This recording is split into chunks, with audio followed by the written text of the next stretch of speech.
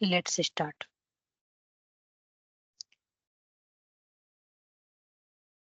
So yesterday we discussed about variables and then comments and all. Today let's focus on keyword. We know that in any of the scripting language, we are having some reserved keyword and we cannot use that for like variables and all, right? So here in Python also, we have the keywords which are reserved and have a special meaning and serve a specific purpose in the language or the syntax we are using. So Python keywords cannot be used as the name of variables, function, classes, or like identifiers and all. It will be failing. Like simply, if we take this, we will just copy paste and run quickly. Let's create a new class for today. We'll take Python learning 3.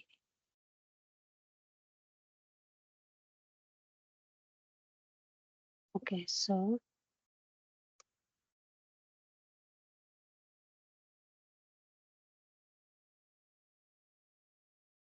this is the one, and before this, let me comment it first. I'm saying class is a keyword, right? I'm saying class equal to 1.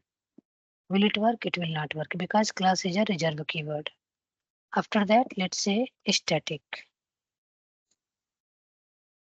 And let me take some other name. That is something like here I have mentioned true, false, or none, else, break, continue, pass, lambda, and all. So let's take any from here. Let's take def only. We create functions and definitions with def, right? Like def equal to ABC. So this is going to be failed because these are the reserved keyword. If we are running this, this will not get compiled. It will be failing. Let me comment it. And here we have some list of keywords. List of keywords are like that, which are reserved for their specific purpose and they are using for the different use cases, different purposes and working accordingly. These are few list. If you want to get all the list which are reserved keyword from the Python, you can run this syntax. Just I have commented out here, so I will take it down.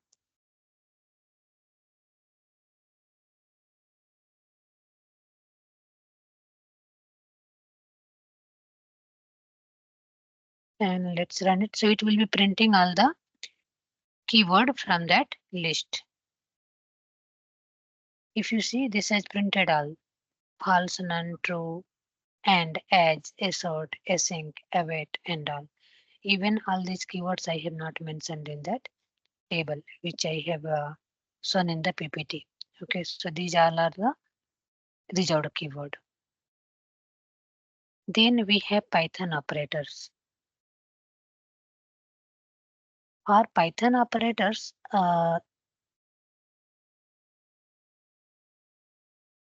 in any of the programming language, not only Python only, we have Python operator.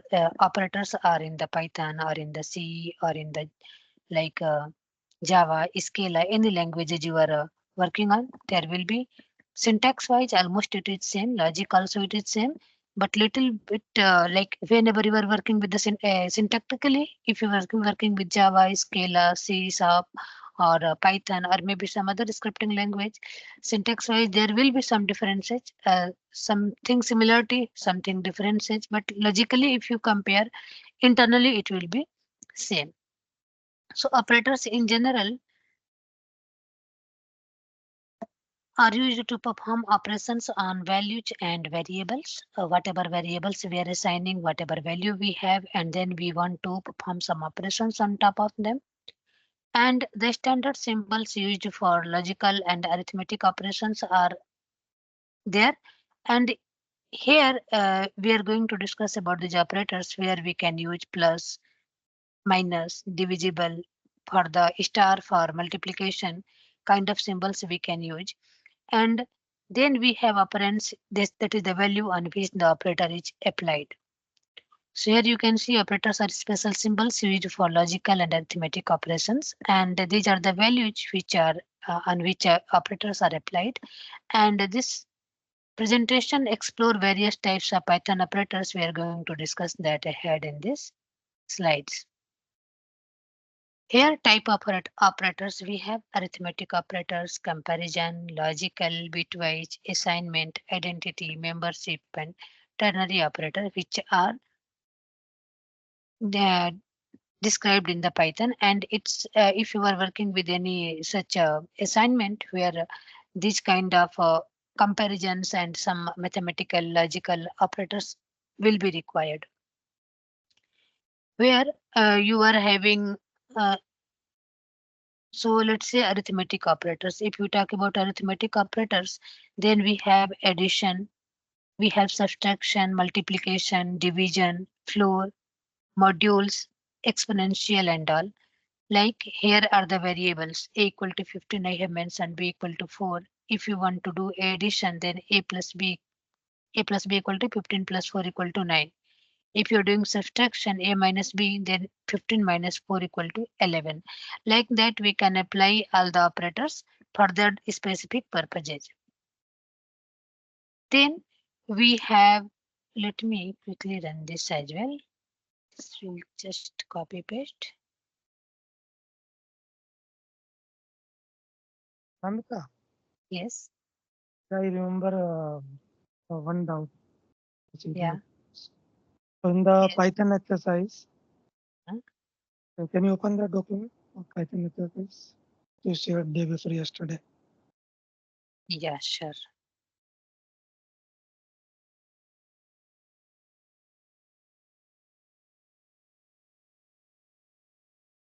Python exercise. This is exercise 2, which I shared yesterday. And Python exercise 1. Yes. Yeah. Come to Boolean logic. Yeah, yeah. Above. This column. Yeah, this one. Huh? Fourth one.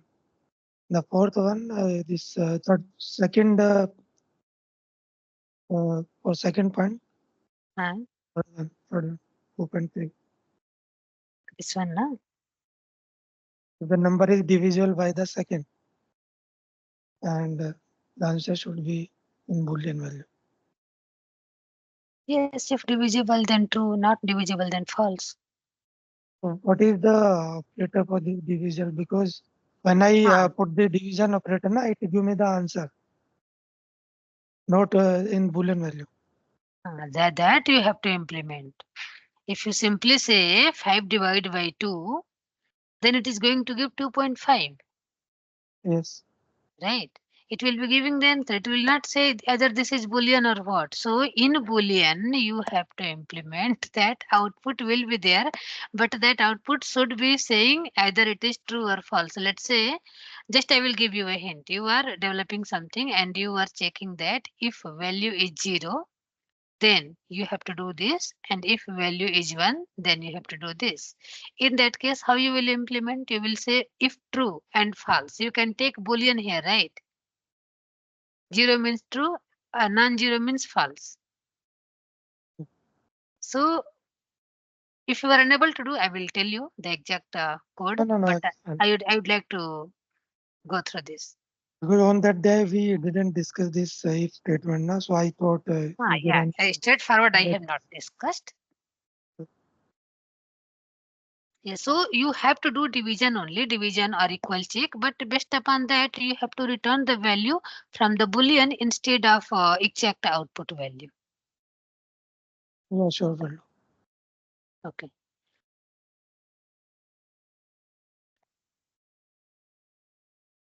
fine. So then this operator. For this operator, we have variable a and b, and then we are talking about addition, then subtraction, multiplication, and division. Division. You are talking about this. You are doing, and this is giving the exact answer, right? So this is not expected there. In Boolean, we are expecting either true or false. Then floor division, modules, and exponential. Exponential. Here, let me run this.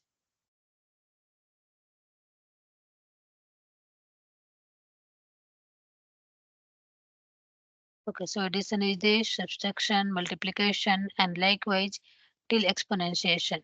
So we get all the output. So these are the operators we can use.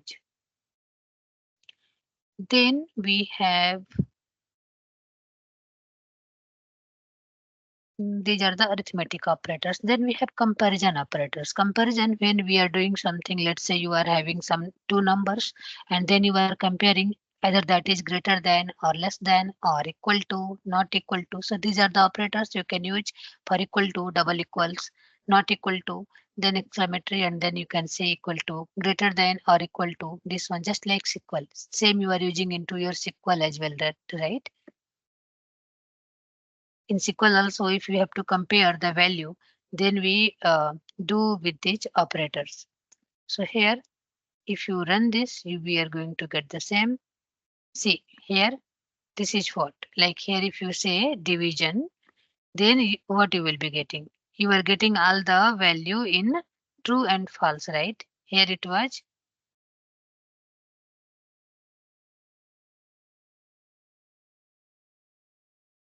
So this is a equal to 15 and b equal to 4.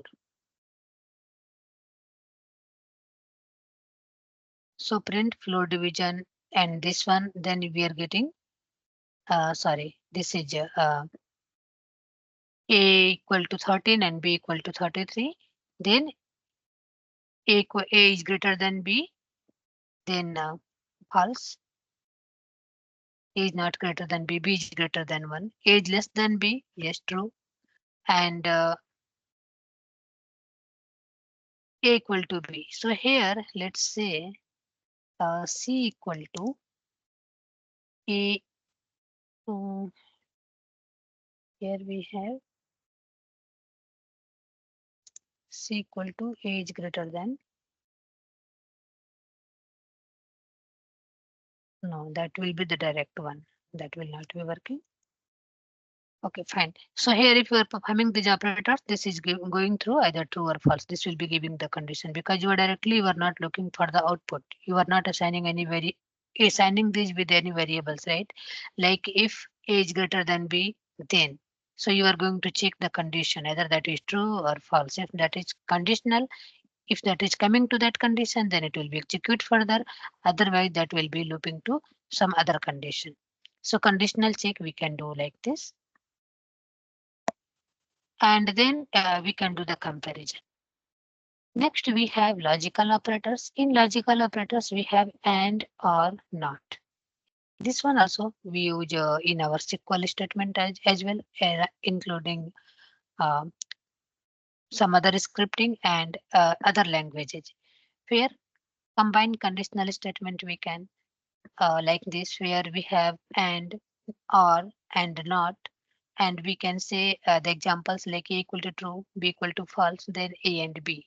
Either that is true or false, or a or b, like a and b and a and b equal to false, or a or b equal to true. So here conditional a and b both should be false. A or b equal to true, that means if if any one is true, then it is okay, means this is good to go with any one option. And if you want to make that for both, then you are for both you are saying a and b equal to true and a and b equal to false. So either you want to go with the multi option, multi choice, or single choice. That is up to you. Like here, if you take this example,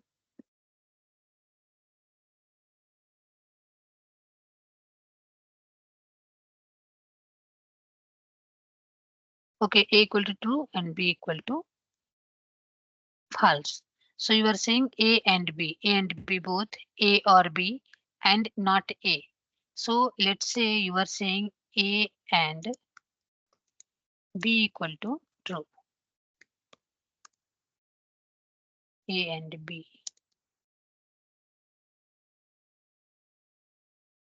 Let me take the correct syntax from here. Anyways, here I have missed this.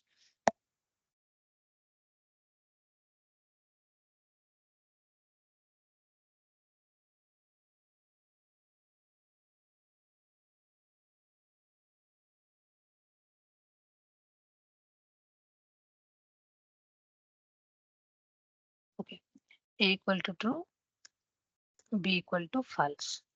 Then A and B equal to false, A or B equal to true. If you want to make any condition, any conditional check where you want, okay, if A is also true, B is also true, then do this. If A and B both are false, then do this. If either A or B, any one is true, then go with this condition. If both are false, then go with this condition. So either you can use and for all the conditions to be same or optional with any and not. Using not also you can say if this is and this is not, like if list is not empty, if this tuple is not empty, like that. If you want to make that kind of checks, you can go with this.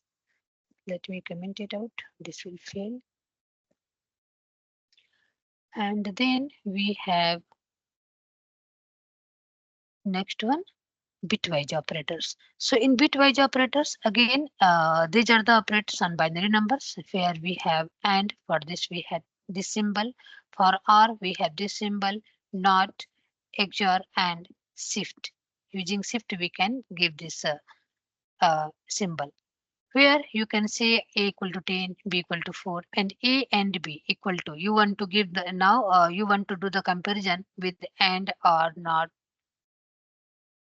with their particular symbol. So let me take this one and let's print this.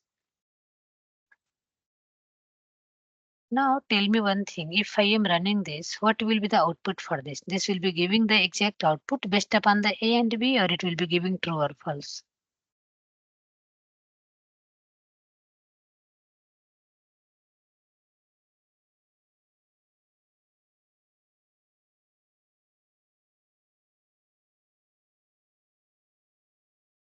What happened?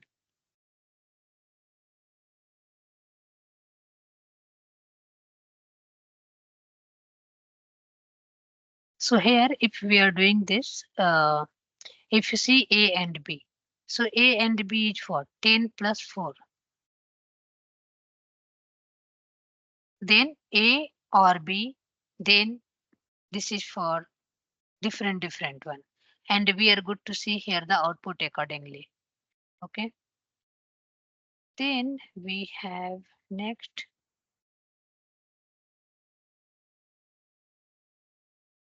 assignment operators. For assignment operators, we have in Python like equals. We already know we are using this with our 99% of the code. Then add and assigns. If you want to, let's say you are going for adding the value and then assigning them. Then subtract and assign, multiply and assign, and divide and assign and all. This kind of data, if you want to assign, then you can go with these assignment operators. For that, let's take this example and quickly run this.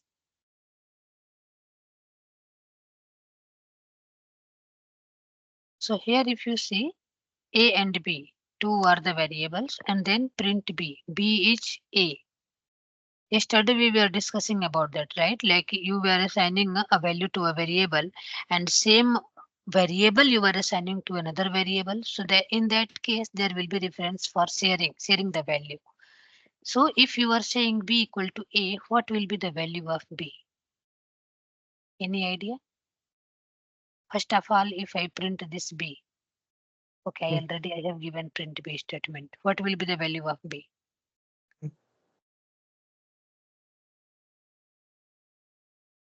Sorry, It will be 10. B will be 10. Let's check.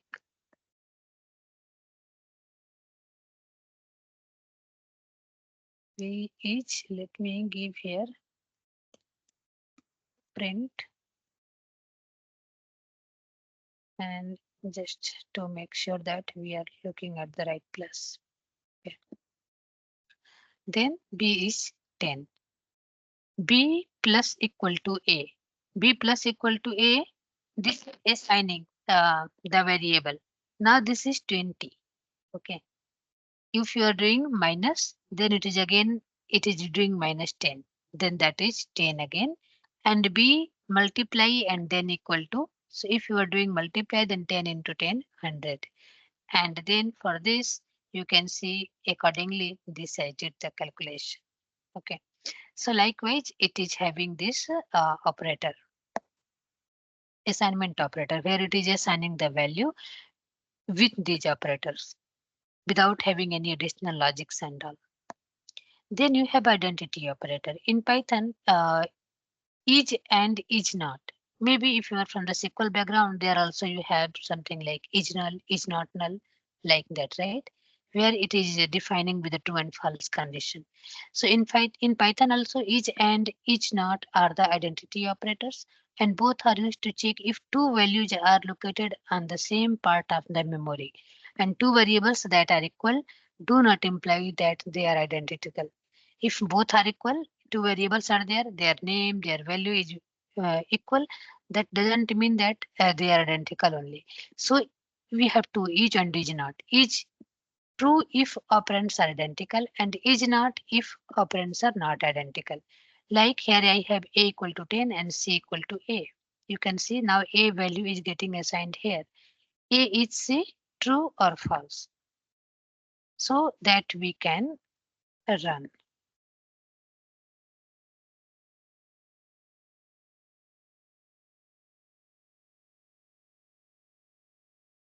So again, let me do this.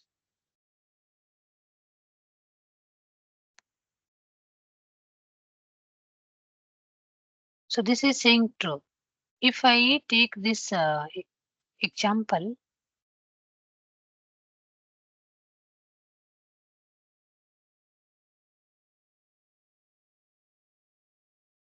a equal to 10, c equal to a, then a is c. Anyway, this syntax is failing.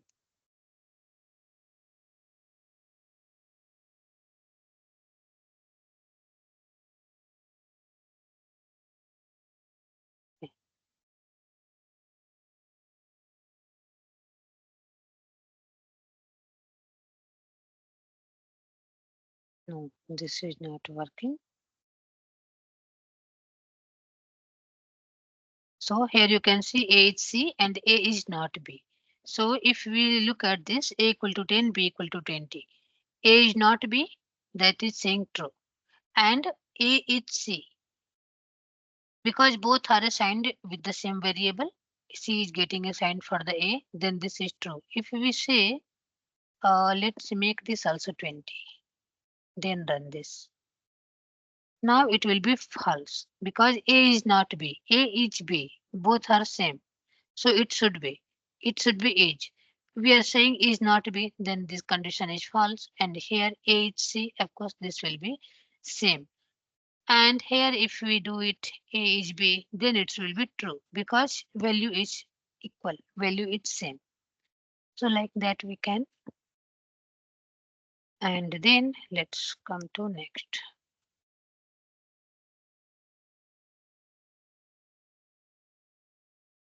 Here we have membership operators. So for membership operators, like the same in the previous one, we had each and each not. Here we have in and not in are the membership operators that are used to test whether a value or variable is in a sequence or not. Like let's say you are having a list and you are having some values. So that value or variable is in place or not. You can return true or false and accordingly you can move on. So in it is for true if value is found in the sequence and not in. It is true when value is not found in the sequence. Like here you have a list 10, 20, 20 and 30. Now you are saying x equal to 24 and y equal to 20. X in list equal to false and y in list equal to true. So let me run this.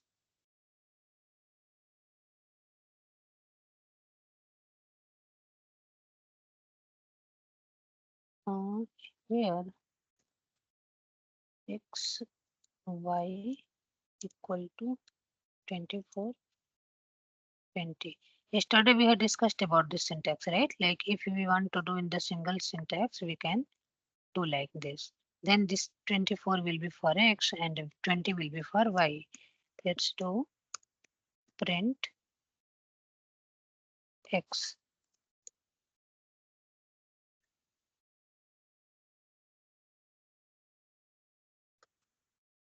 X. Then y in list, and first let me comment this. Let me run this. So y equal to 24. Sorry, x equal to 24. If I do for y, then it will be printing 20. Accordingly, we in the single line we can assign the variable. Yesterday we had discussed this. Now let's go for the exercise for this. And here we have example where if you want to check with the membership operators either that is in or not in. So let me take this. And you can see here I have x equal to 24, y equal to 24, list equal to 10, 20, 30, 40, 50, and now is a check. If we are going for any condition, then if x not in list, x means 24. If that is not in the list, then print this, else print this. If y in the list, then print this, otherwise print something else. Here simple print statement. But if you are working with the real assignment, then there can be some condition to execute, some code, some piece of code to execute with the required logic. So that will be mentioned here instead of this print statement. Okay. Like let's say, okay, let me print it first. So here it is x equal to 24. Okay, this is just our previous one. I will do this print here again.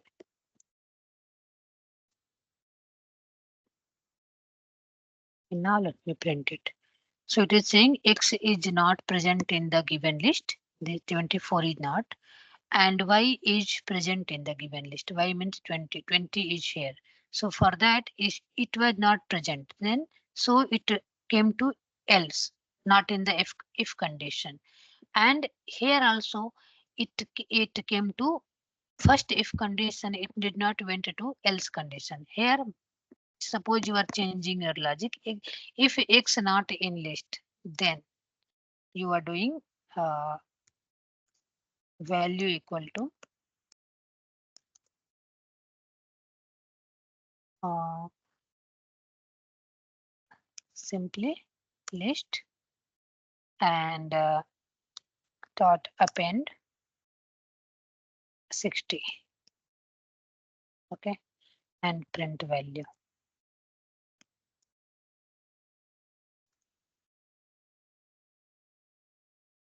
Print value and do this. X is not present in the list. If x is not in list, then value equal to this and print this value. X is not present in the list. Okay. And okay, this is coming with none. Why this is coming with none? Any idea? If I am doing the print.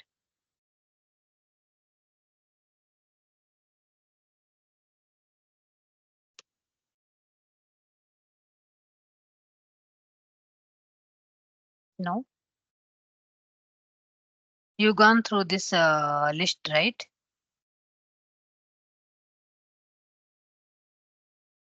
Yesterday we discussed, day before yesterday we discussed about the list operators,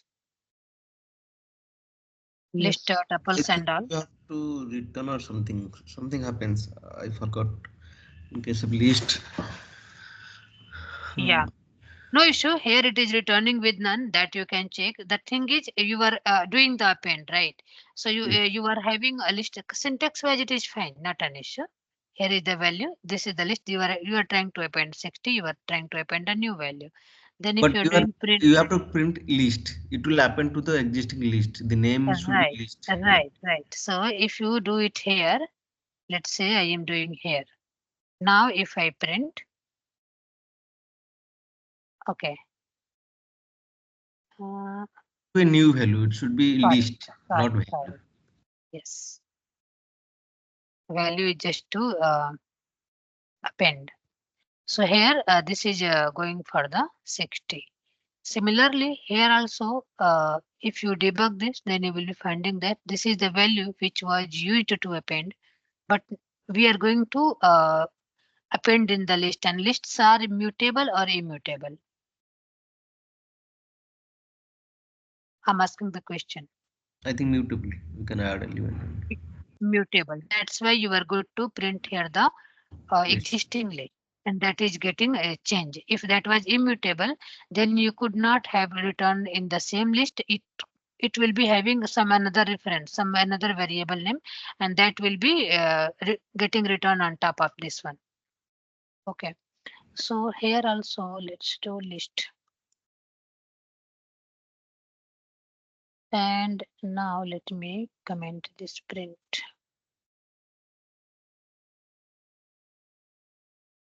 Mm, okay, X is not present in the given list. This is coming, and if X is not in the list, then you can do whatever you want. This is just a sample example. So this is getting returned with the condition. If that is matching, then it will be going to the if, and if that is not matching condition, then it will be going to the else condition. So that is for is and is not, and then in and not in.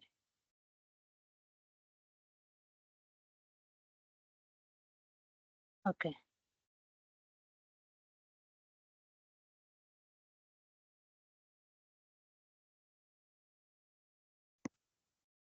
fine. Then we have next one is ternary operator. This is the final operator in the Python. Okay, of course here over the slides I have mentioned. So this is to evaluate condition in a single line, because you can have a code where you are going through the uh, some complex logics to apply some condition.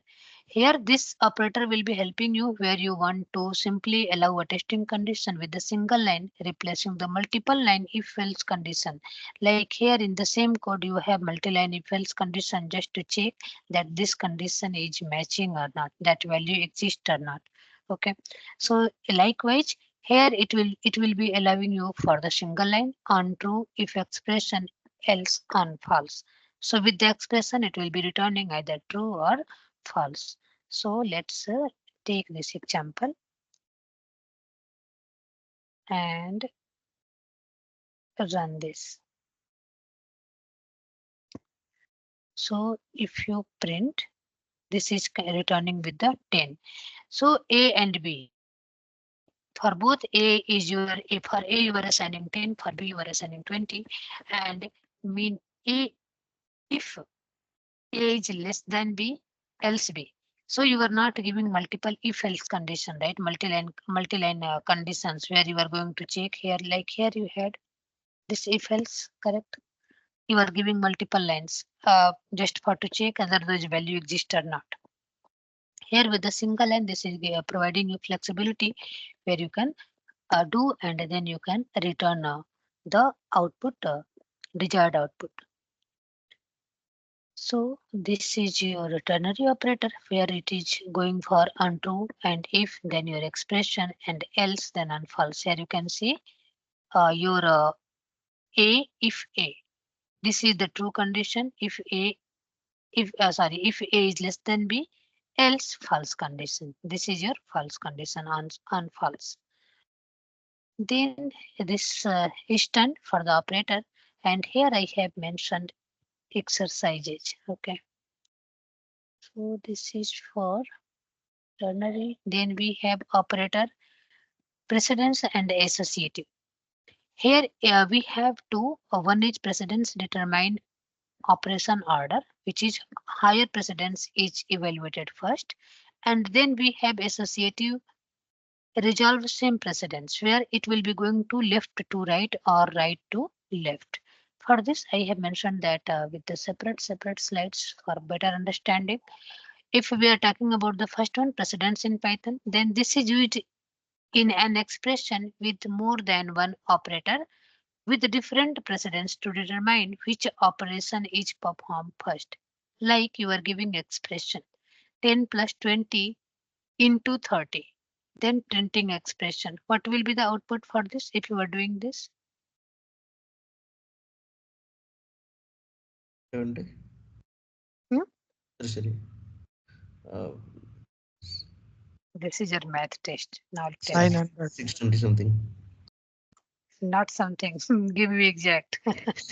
Actually, multiply will be first, then addition. Right. This is the math, right? In math, multiply happens first and then plus minus come.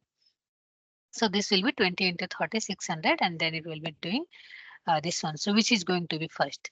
If we print this, then it will be coming with 610. Then name. This is a name. This is the age. Initially age is 0. Then if name equal to the same string or name equal to this and age equal to greater than equal to 25. That means you are giving multiple condition. Name equal to this or name equal to this means any condition matching out of this, it will be saying hello, welcome, right? And let's say here and let's meet with the end now to this. Then what happened? It moved to goodbye, right? Yes, because it's an operator. In any one of them is false, then everything is false. Right. So it will be looking for this one also should match and this one also should match. It is dependent upon both. If anyone is failing, then this is going to else. And initially it was R. So R means if anyone is okay, then it will be okay to execute the if statement. This is done and then I am giving here print mean. What is mean? Mean, I think this is from the previous one, right? Mean was here. So let me take this.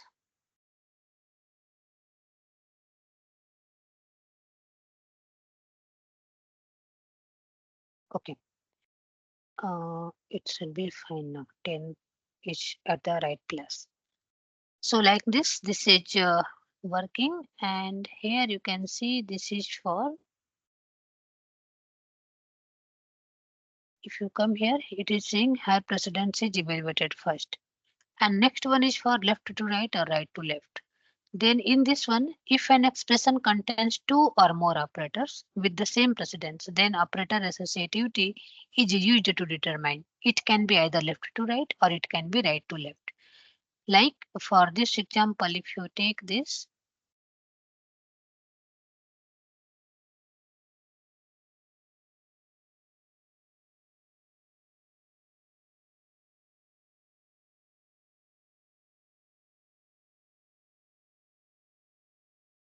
uh, 100 divided by 10 into 10, and then 5 minus 2 plus 3. I will just ask for the output of first one.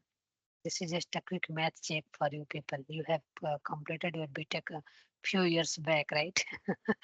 Then tell me what will be the output of this first one.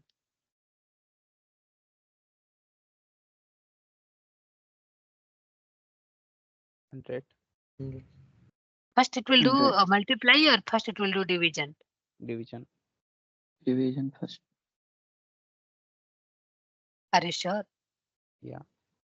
Do the Google. Not now, after the session. And Yeah. just There is just check Bodmer's, yours.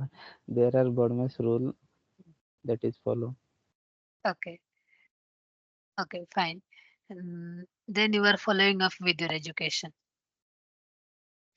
Then at this stage, if you see, then print 5 minus 2 plus 3, and then accordingly, this will be taking either left to right or right to left.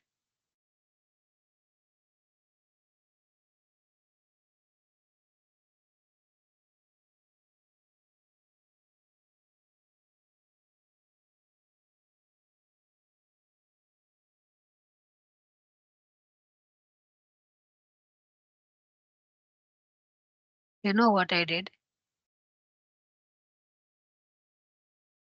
I was just verifying your statement, your Badmas.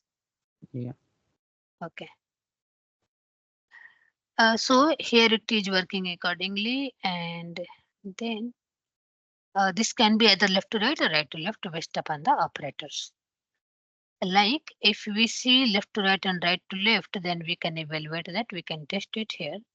Let's say this is division is coming here, right? Let's do divided by 2 and remove this. Then first this is happening, right? Then this will happen 10 into 10. So this will be going either left to right or it will be going either from right to left based upon the given operators.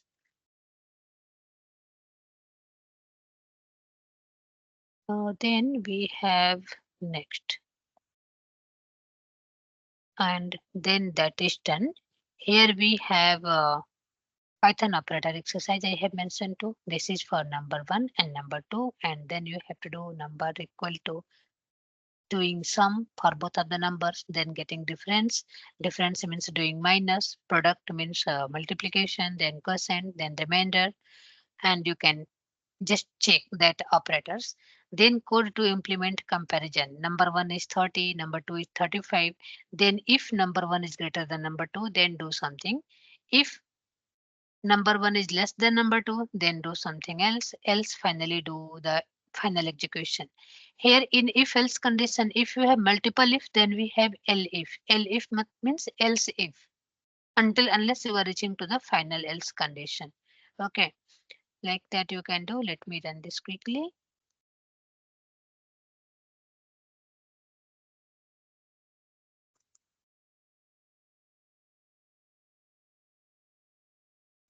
And number 1 is 30, 35. Number 1 is greater than number 2. No, that should be false. So it is saying what it does. Let me give print one more time. This gets all together, then it's confused. Okay, the second number is greater.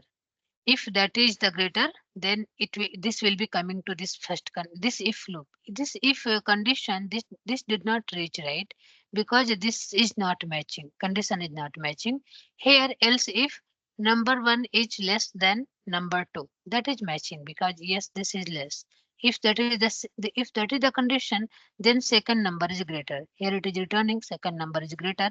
Else if none is matching, then numbers are equal. Let's say 30. Then it will be reaching to else condition. Numbers are equal. If we are going to 35, then if it will be trying to checking from the first condition. If first condition met, then let's say you are having one if condition, and after that you have 10 plus else if condition. It will stop executing, stop comparison as soon as conditions are met. It will not be going to the next lines of the code. So here it is matching with this first if condition itself. Number 1 is greater than number 2. Yes, this is greater than. So now it is not going to check with this condition or any further whatever comparison we have given. Then this is exercise. Anyways, exercise I will be sharing. Then you have conditional statements in Python. Okay, for that I have here separate one. Here you can see the introduction. Conditional statements in Python execute blocks of code based upon the specific conditions and allowing dynamic program behavior. Okay, where we can see the if condition check. The simplest form of conditional statement, because in our previous exercises also we are seeing the if else we are going to compare. Syntax is very simple. If condition and then code block, whatever code you have, whatever you want to perform. If condition is if using if whatever condition you are giving, if that match, then you want to do something. If that doesn't match, then you will be going with the else condition. If matching, then true. If not matching, then false, like that. So that is the first one and very basic one, you can say. Here, if we print this,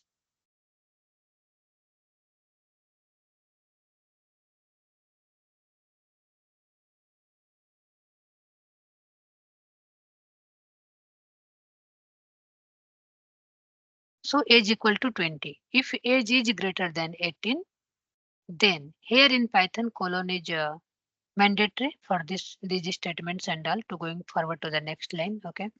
If age is greater than 18, then eligible to vote. Else, here I have not mentioned else condition. Okay. Even like for this kind of syntax only, Python makes more great insights comparing to other languages. So here if you print, it is saying eligible to vote. But if that is 15, then nothing is there. It's completely blank because we have not given any else syntax, right? You can say it else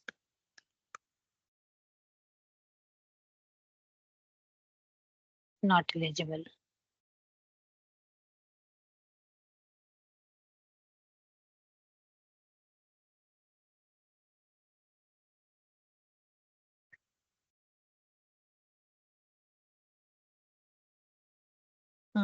First num okay.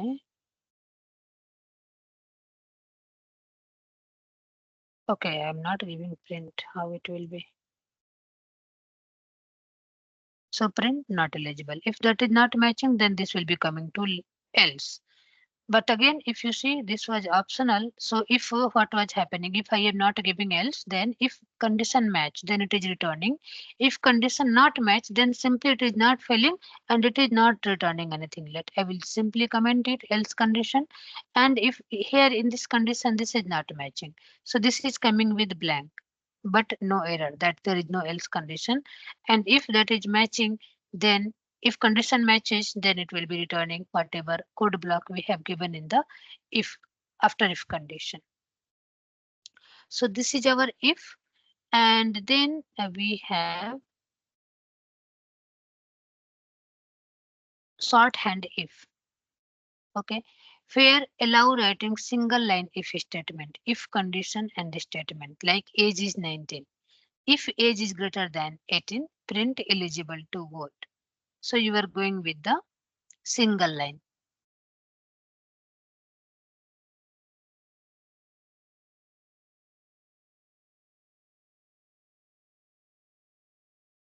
Let me take this.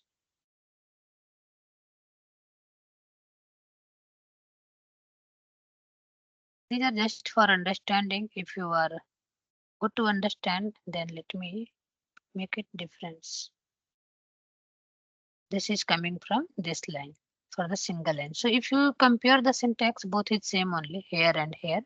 It is saying also greater than 18, here only greater than equal to it was, then print to eligible. Instead of multi-line, you are going with the single line. Even here again, you can put the else condition as well. Okay. Then next we have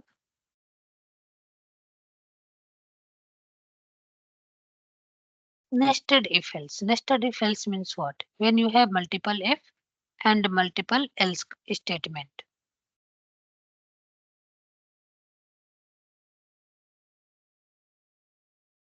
So here we have shorthand, then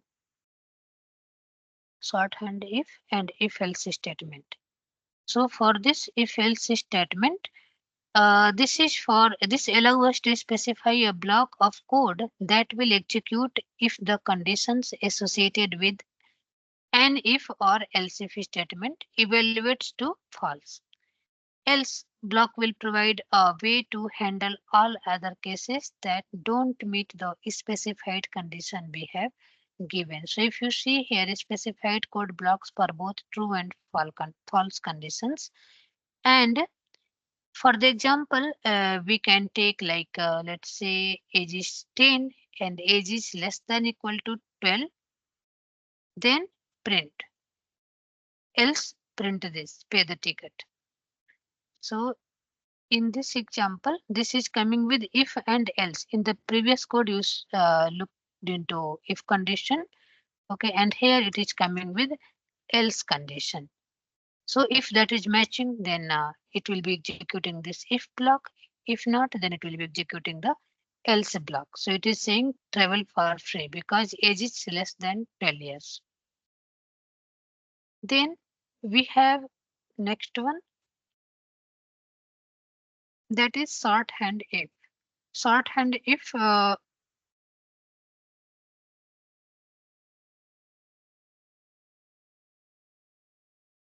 here it is saying for the if else, compact if else statement in a single line instead of the multiple line, just like we say above for the if. This is also same, nothing much difference, only instead of multiple lines we are going to do in the single line. Here if you see this marks equal to 45, then this is the result pass if mark is greater than 40, greater than or equal to 40, else condition will be fail. And result, here you can see curly braces, and inside that you are passing the race result. So like this, if you want to do the print, you have to give this f, and then inside you can take the string whatever you wanted to print, including your variables. With braces, curly brace, you can provide the variable name that will be taking multiple variables you can pass, multiple strings you can pass. Okay. And then this is coming to the single condition, but no differences in the logic. Simply you can say if like that, here it was like this, right? If matching, then this, else this. Then you can, if you want like that, then you can say, uh, okay, what will be difference is if I am going to the multi-line. First, I will be doing this if, then marks equal to this, then I will be printing this pass.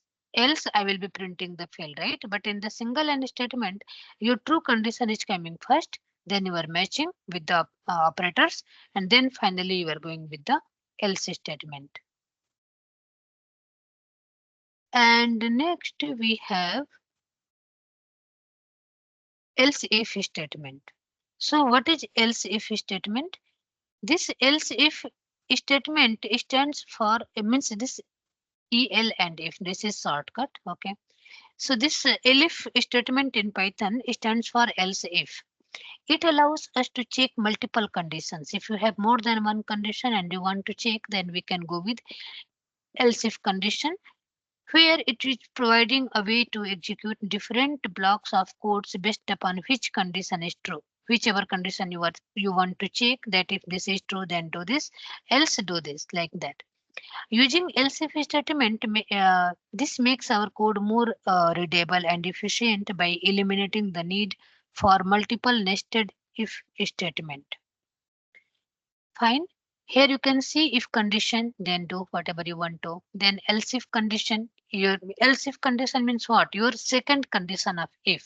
Again you are giving else if, then second condition of if condition. So multiple means you have multiple if, multiple checks you want to perform. So you can go with if and then else if multiple times, and then finally else. Here if you take this example,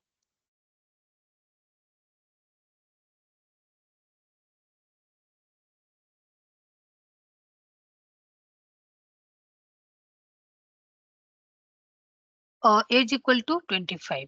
So if age is less than equal to 12, then child, otherwise teenager, else finally it would be adult. If you run this, here you are giving this else condition. So this is coming with adult. Let's say you want to add one more for old age. Then what will be added here?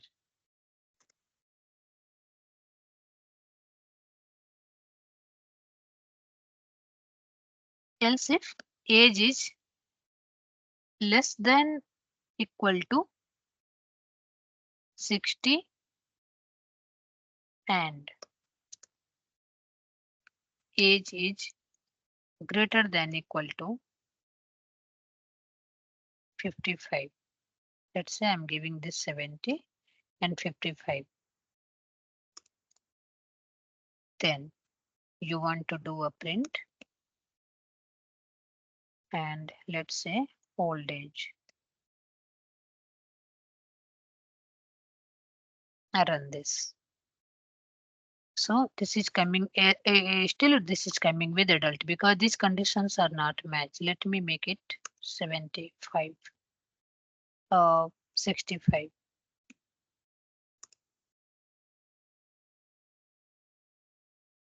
Then this is moving to this one, old age, right? Based upon the condition. So this check first for this if condition. If this is not matching, this goes to this if else this condition. Finally, this is moving to this, and now this did not reach to this adult because this is good with this statement itself. This statement matches, and then this is returning. This will not move ahead for next check. So like that, we can have multiple if condition, and for those additional if condition, we can perform with else if. Next, we have uh, nested if else. You can have nested coding as well. For the nested if else, this allows conditions within conditions for complex decision making. If you have to check something, if that is matching, okay. If that is matching, then again you have some critical conditions to be matched. That is making your code more complex. So in that case, we are going with the nested if else, where let's say age equal to 70. Each member, that is, let's say that is a column name in your data, that is true. And if age is greater than 60, and if each member, then 30% senior discount. That means it should match this also. And once this is matching, then it should fulfill this condition as well. Even here only you can do if age is greater than 60 and each member. But let's assume that this is the different condition where you want to check, and then maybe here straightforward this is given each member, but maybe additional checks can be there, some additional operations can be there. In that case, you can have multiple if conditions. So let's run this.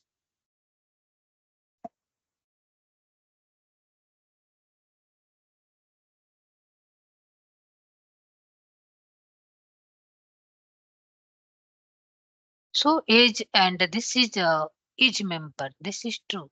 So if it is greater than 60 and once this is matched, then if this is also matching, then do this. Else you can go for next step. This is saying senior discount. Let's make it false.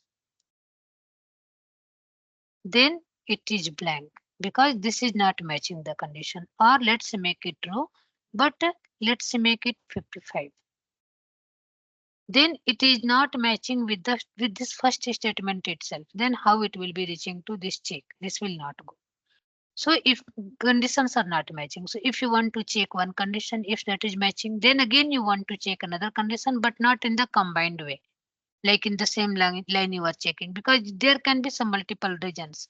Maybe instead of performing this direct if operations, you have some additional operations.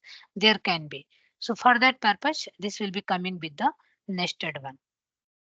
So this is nested if only.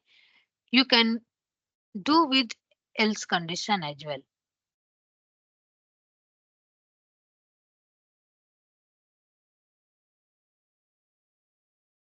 Here you have only if. You can add the else condition like the previous example. Then you have conditional loops. For this conditional loop, you are having while and you have for loop. While loop execute as long as condition is true, and for loop iterates over a sequence with optional condition. In most of the exams, you may get the question if you know about the loop. If so, then there can be question like what is the difference between for loop and while loop and how internally it works. In my last interview 1 year back, I had got the same question about loops, okay, in Python. So for example, here you can see x equal to 5 and while condition is x is less than 10, then print x and do x plus 1. This plus and equal to operator just we seen in the operators slides, right? How this is working for the assignment. So this while loop here we are looking for the while loop. So while loop executes as long as condition is true, as long as it will be matching the condition. And for loop, this is going to iterate over each of the condition. Let's run this one by one, not all together.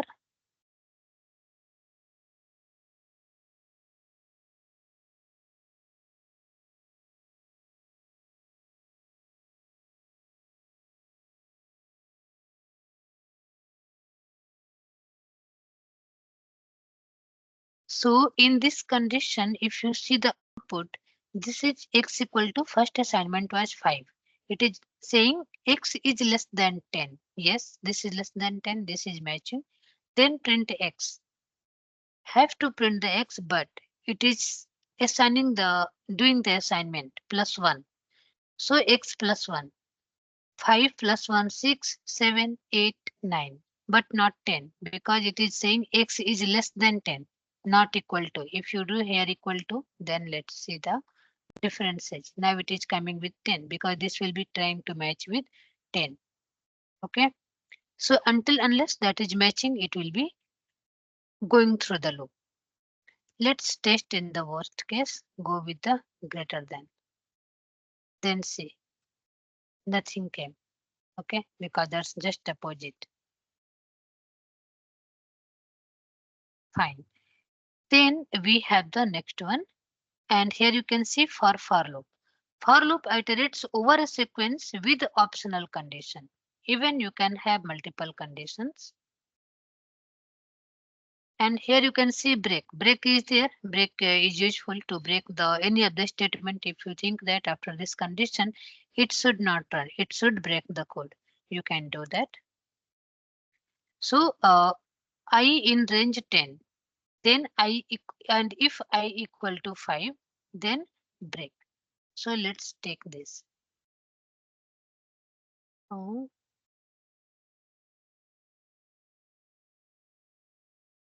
You have to print something. that's what I'm looking here. Print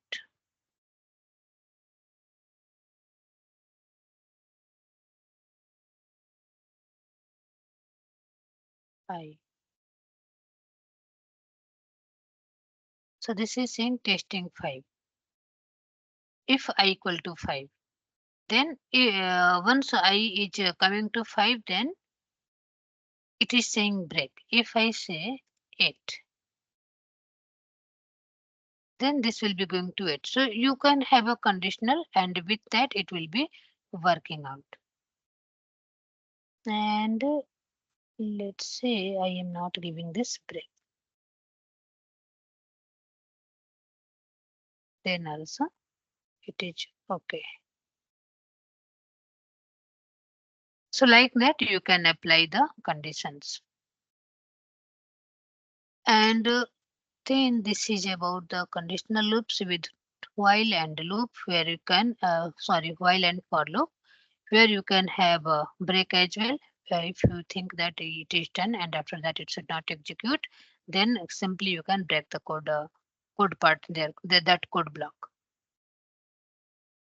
Anyways, I will share a few exercise with these loops also, mostly focusing on while loop and for loop with the break statement. So you will be having a good understanding.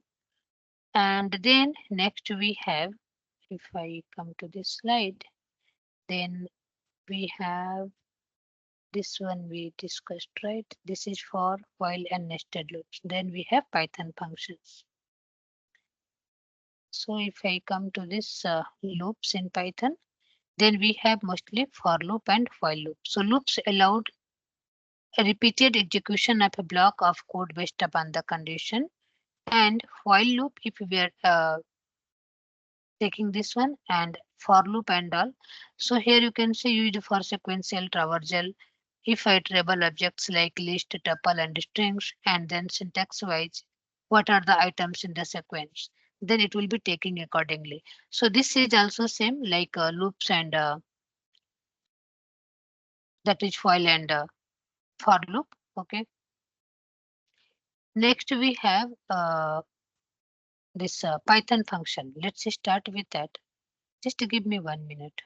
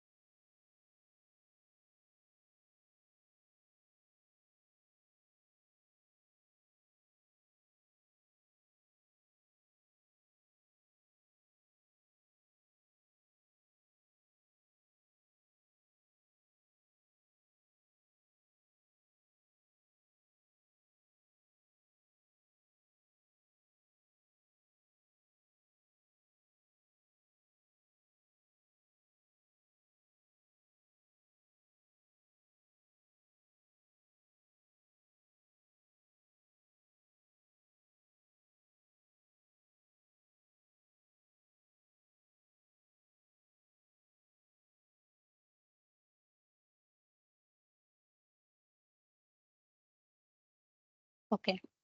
Then we have Python functions, and I believe that if anyone is having some experience with Python functions, then you have the idea about it, right?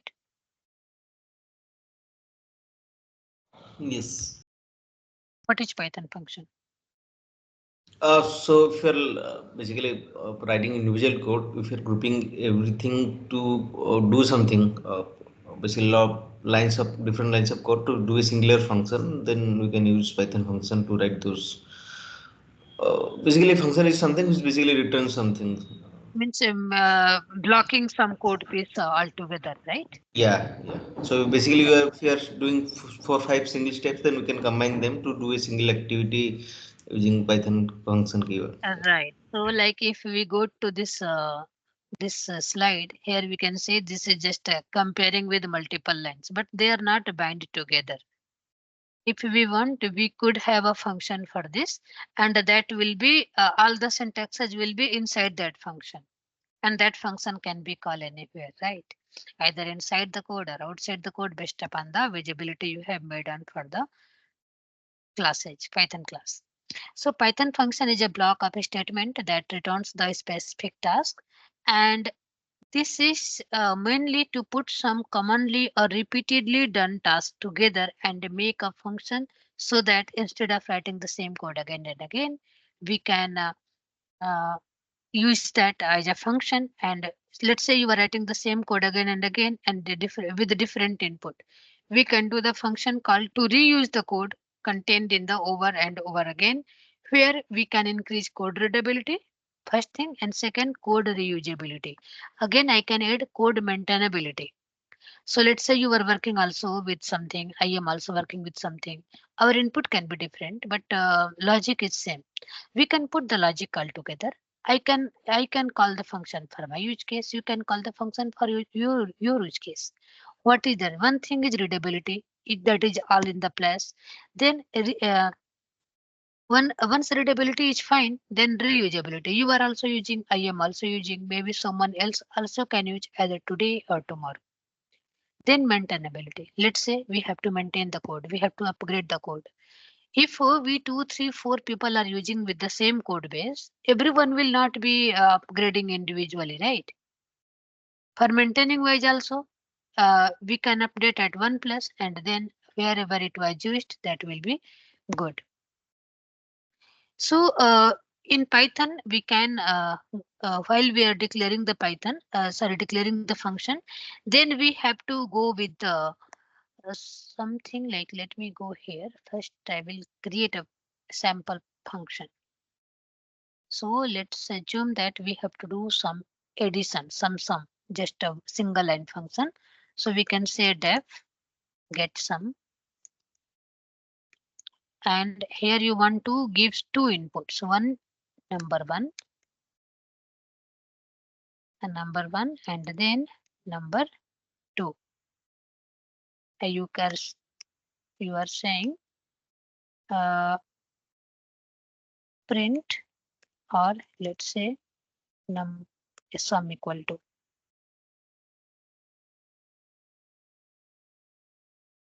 get sum equal to number one plus number two. and then return get sum.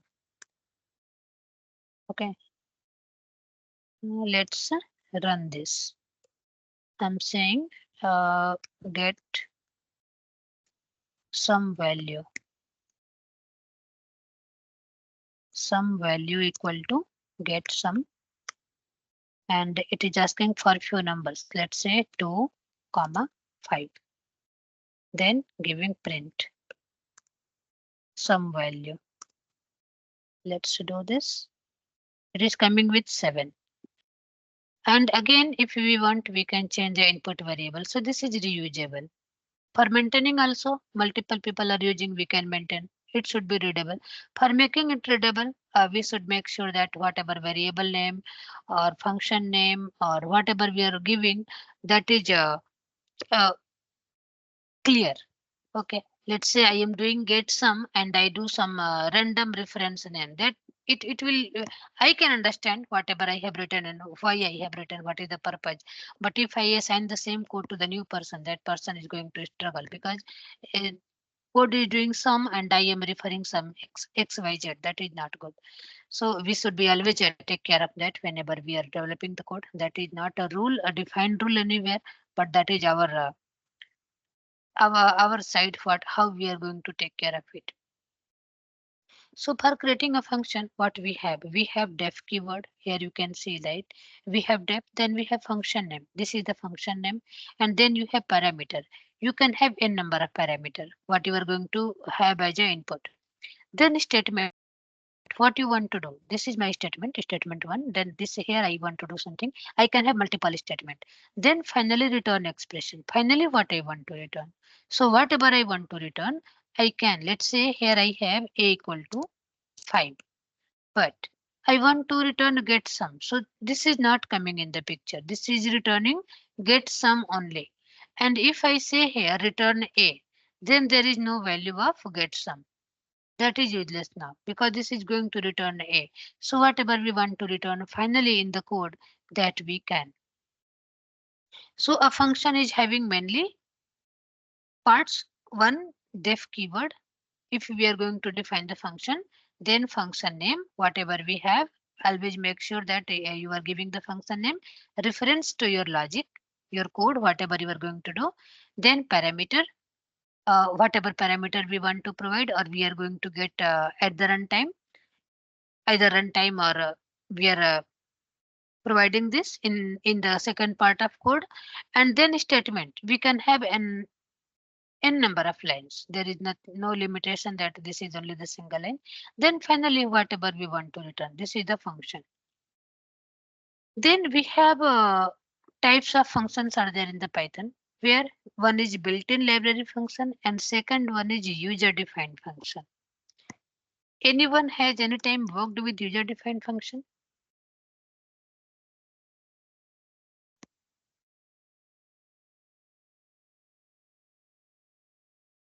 So basically the function that we are creating. Yeah, we used to create. uh, okay, no, this function also you are only creating, this sum also I created, right?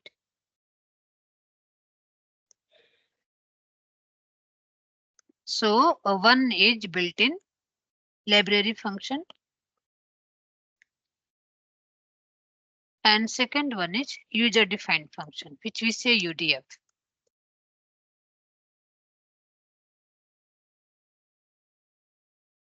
User defined function. So built-in functions are something standard functions, and in Python they are available to use. You are not going to develop that. User defined function, it is not developed, it is not available as a ready-made function for your use case. You have to develop based upon the logics, based upon the conditions you want, and you can fulfill the requirement. So creating the function, whenever we are creating the function, let's say here I created this sum function. Then this is the this is very simple function, right? So either you have some functions which you are using or you are going with some nested, sorry, this UDF, user defined function. That will be based upon yours. So here if we take this I believe that this is good. This function input parameters and all, right?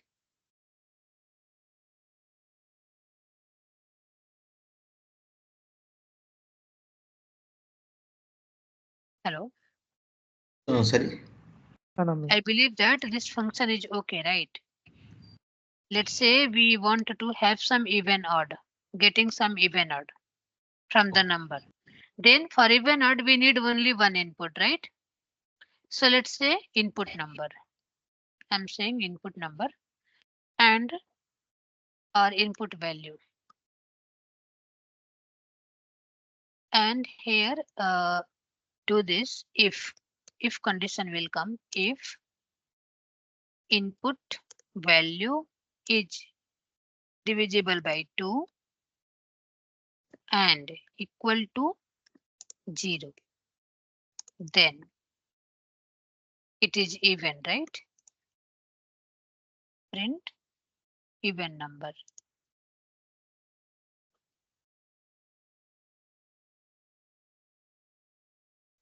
Here I will give this one and input number, input value is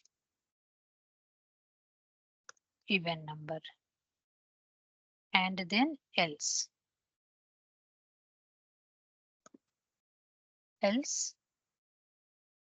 if not even, then it will be odd number.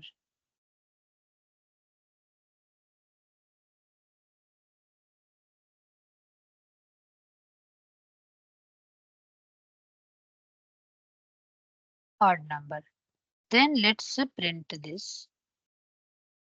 Calling this function. If you want to call, then we have to call this one. So let's take even test1. Test1 equal to even odd, and let me give 12 and test2.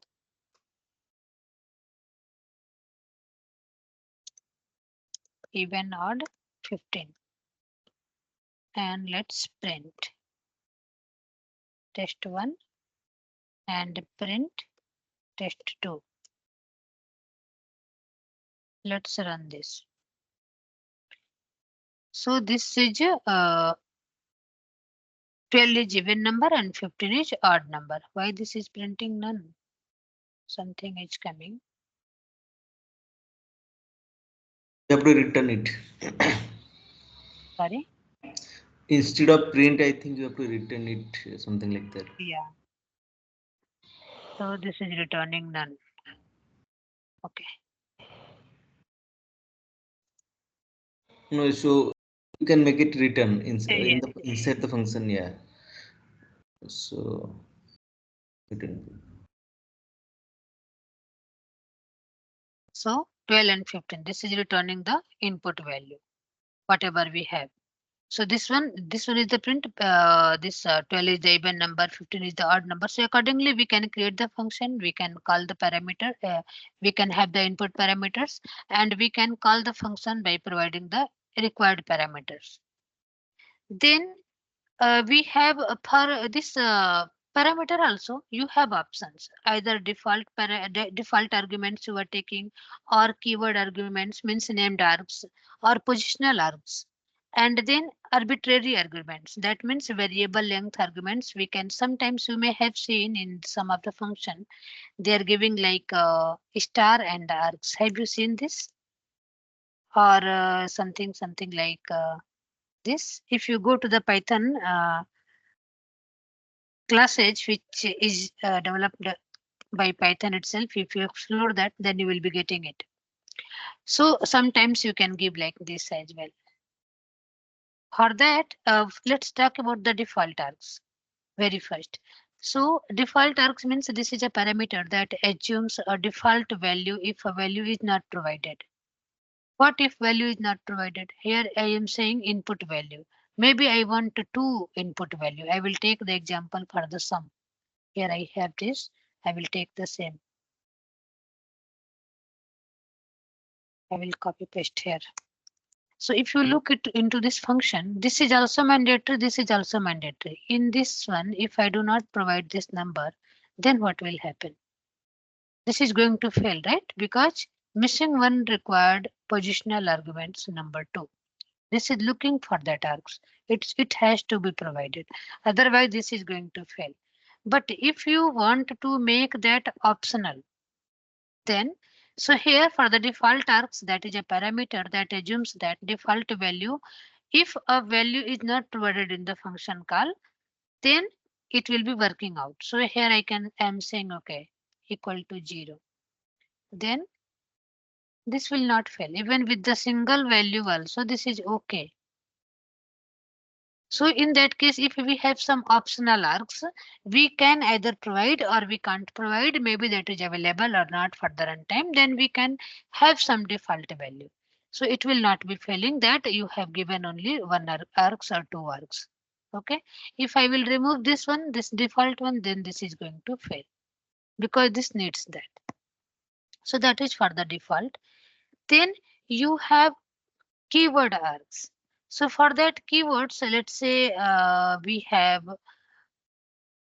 So simply I can say this is to allow the color to specify the args name with the value, so that color doesn't need the remember of the order of the parameter. What is the order of parameter?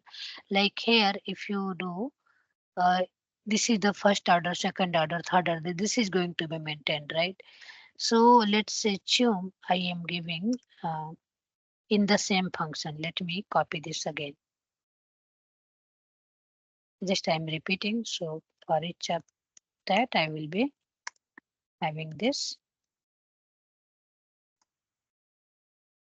So for the same function, this is the first name and last name. First name is number 1. Last okay, let me make a different. Let me instead of the number, let me take with name only. So get employee name. And let me instead of number 1 and number 2, let me give first name. And for this, let me give last name. And here we'll do the print for that. So print first name, last name. And then here we'll change this again.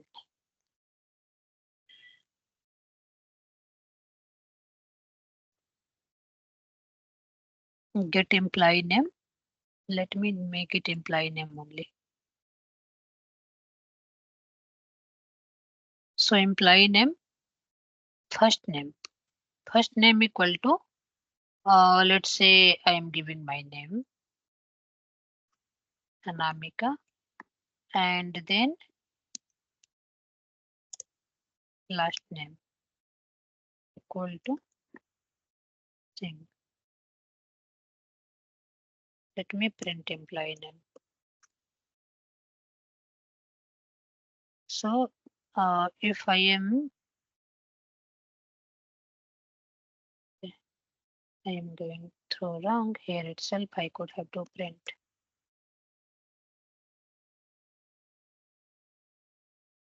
Do this print. So here it is filling. It's filling here.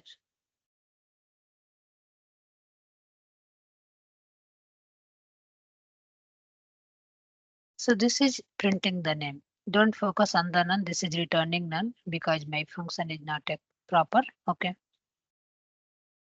So like that, we can have this any other function we can define where we can go with the keyword args, and for that keywords we can provide the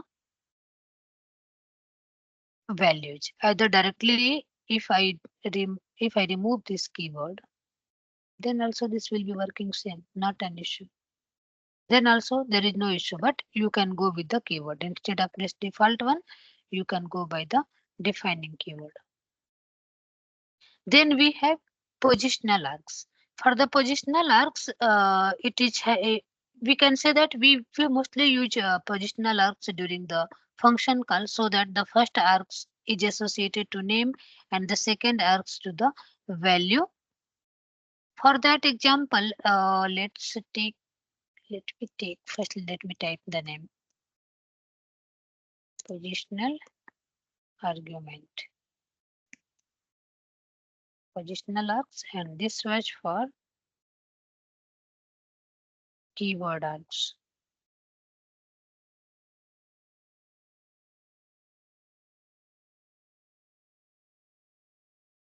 Keyword args.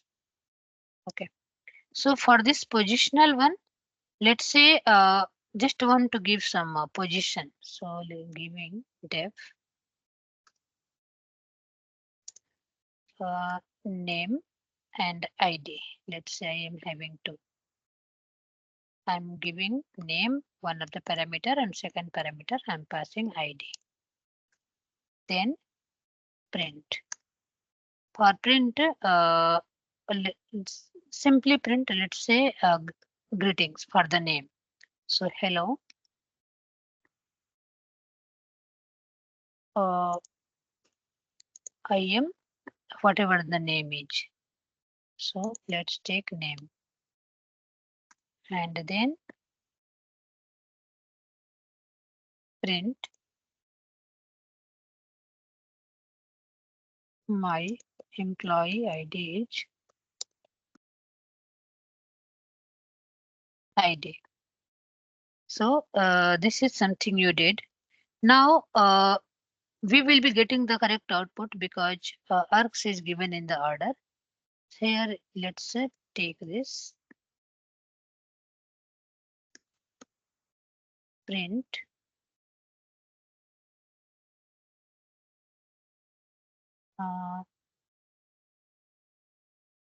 name ID, our function name, and let's give some name, something, let's say Amit, and then let's give age 24.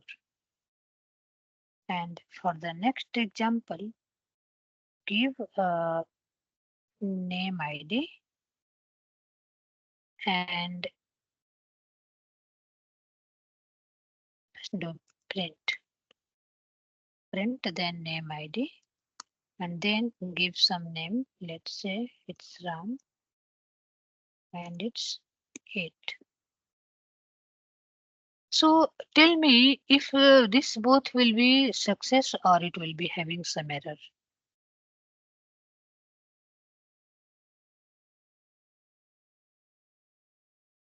What will be? This is for position, in which position that arguments are given. These are defined. So if I run this, this will be okay. Okay. But now let's change it. Make 8 here. ID 8. And then take name. Run this.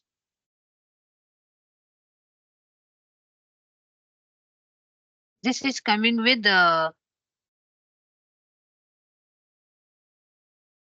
this one. My employee ID. This is wrong, right? This is not in the proper sequence.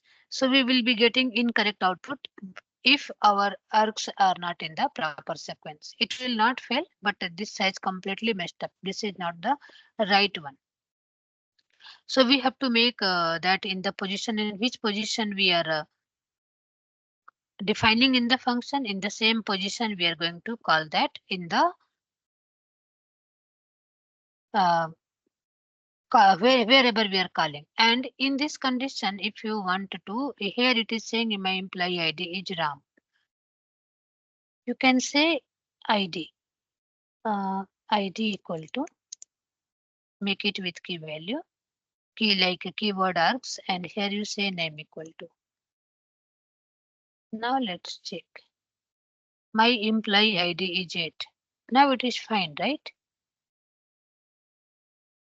It is okay now. But previously, if I was not giving keyword and I was saying simply 8 and then Ram, then it was unable to understand. It doesn't understand what is the position you are asking for. So it is saying my employee ID is Ram. That is wrong. And if go with the keywords, then it is good to understand either what is the position, doesn't matter. It will be understanding. Okay, you are going for this one. I did the wrong thing.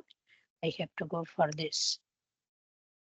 So if you are changing the position also, but if you are providing the keyword, then it will be good to understand. Okay, what do you mean? It is understanding. This is the idea. Either that is at the first place or second place, doesn't matter. So that is the one. Then you have arbitrary keyword arguments.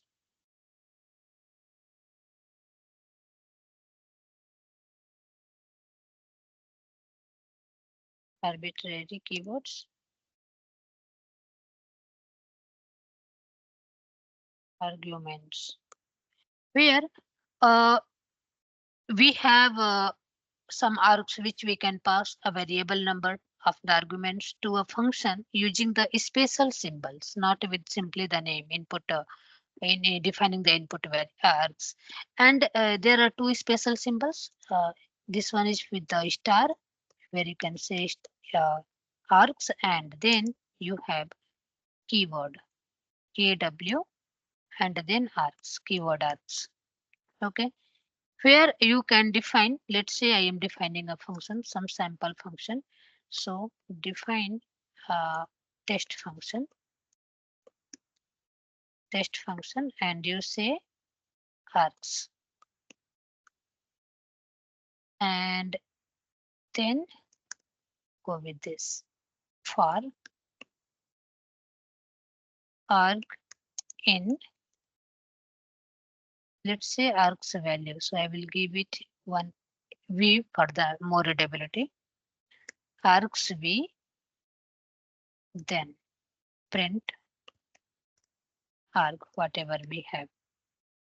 Now let's print it. Let's call this function.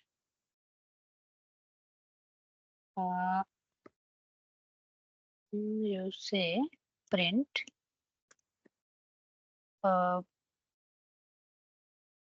test function, and then let's say 1, then I'm saying 2, let's say 2 numbers, then I have one string, let's say some name, then again employee ID, then E 1 2 3 4 5 something. Let's print it. It is printing for all 1 2 3 4 5. Then that means n number of args you can have. So no need to define args 1 2 3 4 5. Simply you can go with this star symbol, and then all the args whatever is provided at the later point, all will be considered, and your code will not fail. It will be good to accept the input args from the input whatever you are providing. Okay, like this.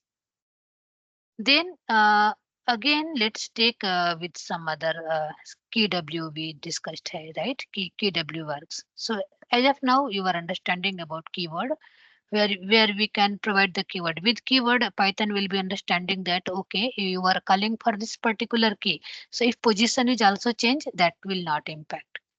So let's take that for def. Sorry, def kw test. KW test, and here let's pass this KW keyword args, KW args, and then for, because here you have key value. So for key and value,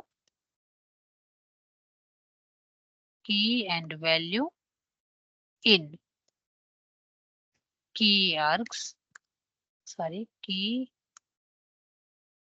KW key args. Then you want to, this is in key value. So key value means you will be having the items. Using that you can access the value. So let's say items, and then print, do the print, and for that we want to print that key and value. So let's say equal to %s, and then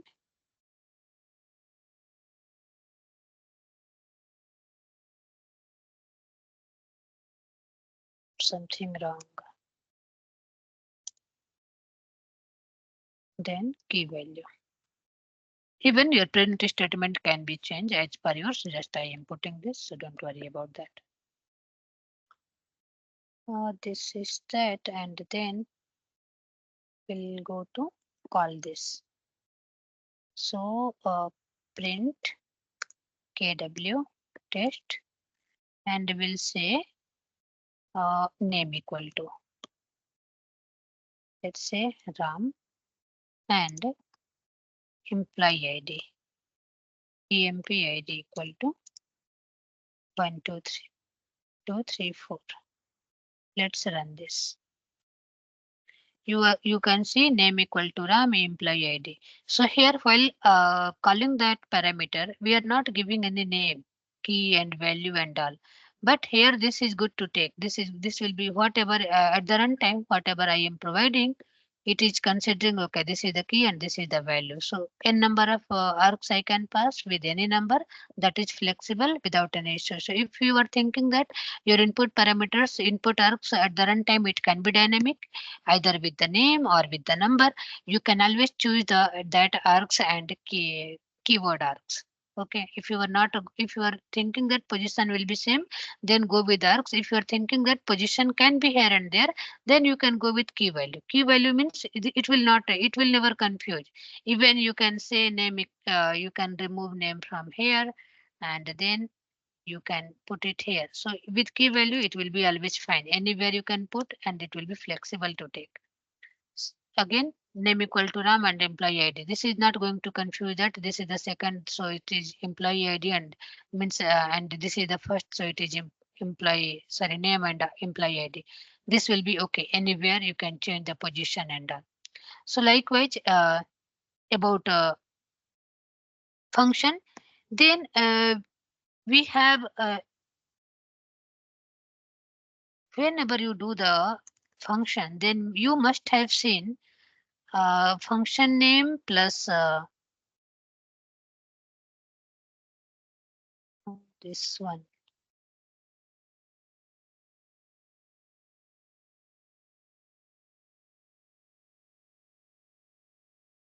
Have you seen sometime doc string? Doc string in the sense uh, underscore doc, and then this one. Anyone has seen this?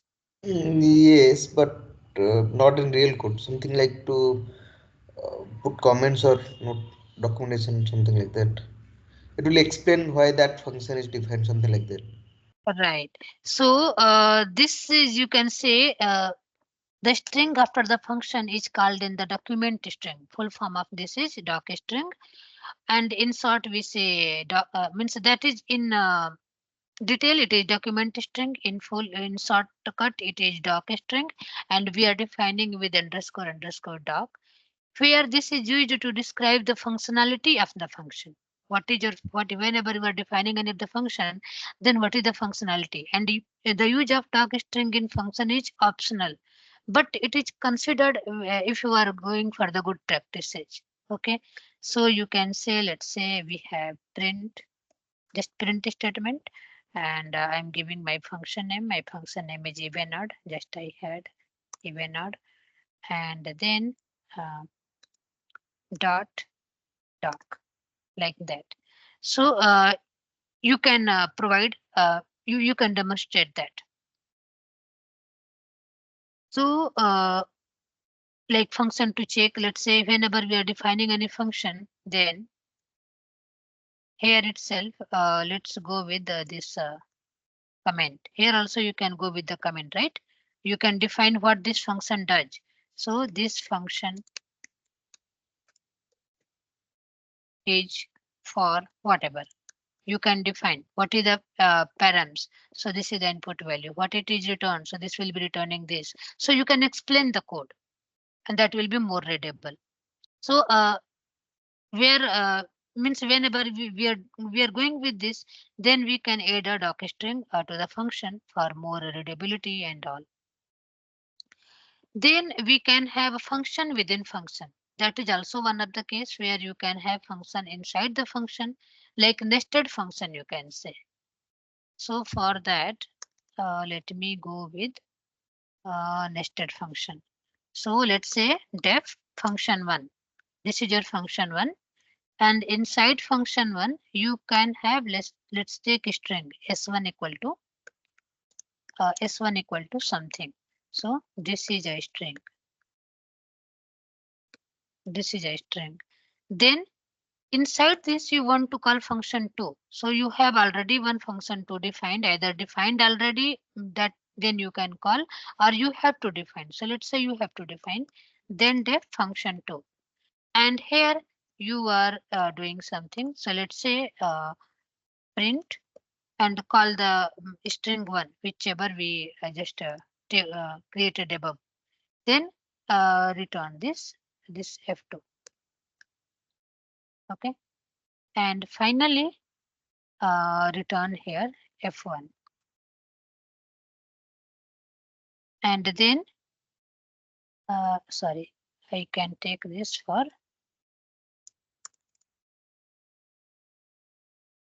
this is a string. This is running, right? F1 I called. So let me make it more readable. So print function inside function. Inside function and then function1. So this function is having one more function. Here I am not giving any return, that's why you are getting null. So none, so don't worry about this. Just let me call this directly only without f1. So if I am calling this f1, then you can see this is a string. This is printing the exact value of this.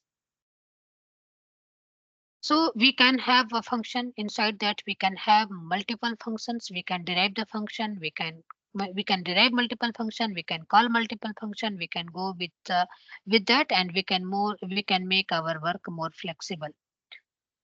Fine. Then we have anonymous function also. Let me take that as the final one.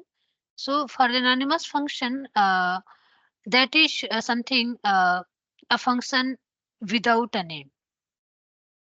As we already know that we have def keyword, right? So this is we are using to define the normal function, and we have lambda keyword. So with lambda keyword we can create anonymous function. So let's say I am creating lambda, you will be having lots of usage of lambda.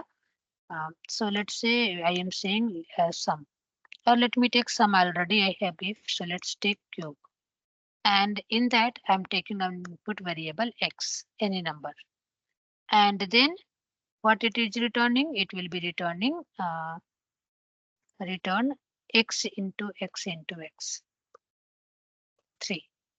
Then it will be cube, then cube value cube value 2 equal to lambda, and then x, and then you can say x into x into x. So either way you can define.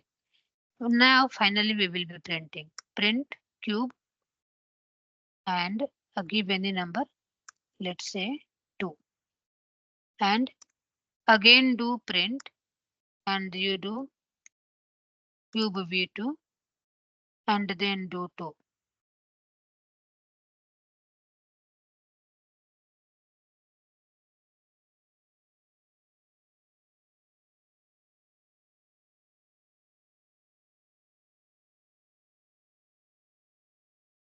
Okay, and if I run this, then you can see for both output is same. So either you can define with the name function, or you can go with the lambda, and you can go with the anonymous function. Lambda will be helping you to create the anonymous function without any name. So that is Okay, so these are something about the functions. Okay, you can go through that, and anyways, I will be sharing some of the exercises for the operators and loops, including variables. Then Monday, today is Friday, right? Monday we will be going through some exercises and with some different use cases with the real time by some libraries and all. We will be taking that for next 2 days. Then we will be moving to PySpark finally. I hope that it is good. Anyone has any question or anything? No, no, that's good. So PySpark We are good. will continue for how many days? PySpark will be taking a good number of Long. days Yeah, yeah. because that will be from basic to advanced, right? Yes, yes.